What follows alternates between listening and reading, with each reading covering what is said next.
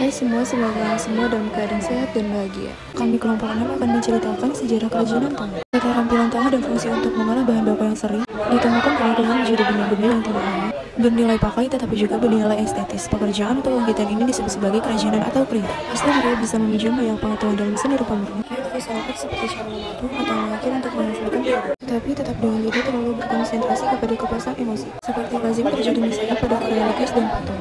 Hasil karya juga lebih sering mengikuti tradisi daripada penampilan yang sering ditemukan secara individu oleh seorang pelukis. Hasil karya bisa berbentuk karya dari tanah, batu, kain, logam, ataupun kayu berkembang di zaman Neolitikum atau zaman batu bara. Ini adalah masa perubahan yang sangat besar dalam hidup manusia.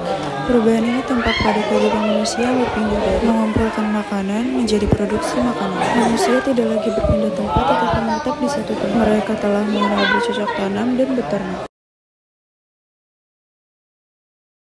Karena telah menetap di satu tempat, maka lambat laun mereka memiliki kepandaian membuat rumah. Karena hidup mereka di masyarakat, mereka mulai memikirkan banyak hal, termasuk diantaranya membuat benda-benda karya atau craft item, yakni tidak memiliki fungsi tertentu, tetapi juga menarik untuk dilihat.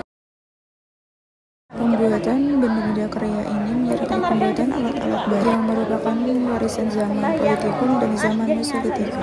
Lewat pencampuran dengan budaya-budaya lain di Asia, Indonesia semakin kaya dengan motif hias.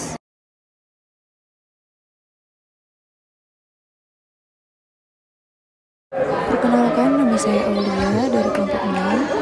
Saya akan mewawancarai salah satu pengrajin di sini. Di sini saya bersama Kak Hani, peneliti kerajinan tangan daerah Kalimantan. Kak, boleh ceritain sedikit tentang hal positif dari usaha atau bisnis kerajinan tangan ini?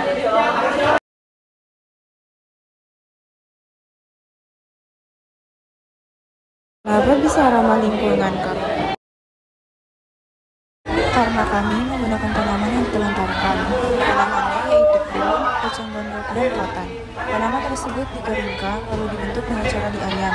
Berbeda dengan atas lain yang menggunakan mesin jahit atau cetak. Proses kerajinan tangan hanya menggunakan cara manual, sehingga proses pembuatannya menyenangkan. Dengan memanfaatkan barang-barang bekas yang tidak terpakai, pria asal Cigombang, Kabupaten Bogor berhasil membuat produk yang memiliki nilai profitabilitas, berdaya guna, dan berdaya jual. Bahkan karyanya dapat memberikan dampak terhadap suatu peningkatan ekonomi, sosial, dan lingkungan. Belji Alhuda, pemilik dari brand Belji Art, ini mulai usahanya sejak tahun 2009. Berkarya dalam usaha kerajinan tangan harus terus melakukan inovasi agar dapat bersaing dengan kompetitor dan menyesuaikan dengan keinginan pasar. Lebih jelas, ia mengatakan bahwa tidak mudah merintis usaha ekonomi kreatif di samping harus terus melakukan inovasi terhadap kekurangan sumber daya manusia, dan permodalan pun dapat menjadi kendala bila tidak segera diteratasi.